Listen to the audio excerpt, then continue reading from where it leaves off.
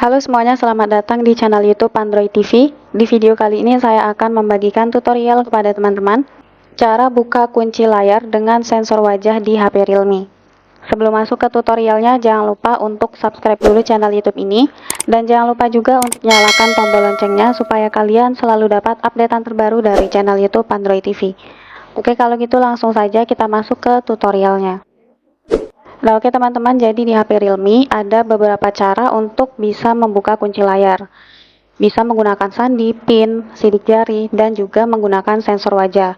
Nah, untuk kalian yang ingin mengaktifkan sensor wajah untuk bisa membuka kunci layar di HP-nya, untuk caranya silahkan kalian buka setelan. Di menu setelan kita scroll ke bawah, cari di menu keamanan ya. Kita klik. Lalu di keamanan perangkat, di sini ada face unlock dan fingerprint unlock.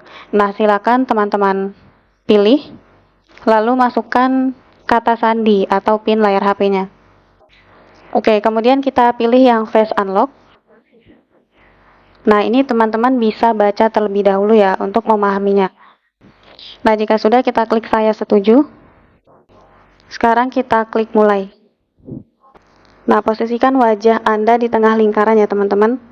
Oke, jika sudah selesai, di sini terlihat selesai. Terlihat bagus. Nah, jika sudah kita klik selesai.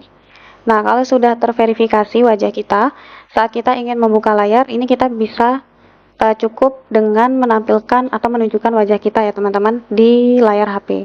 Ini saya coba.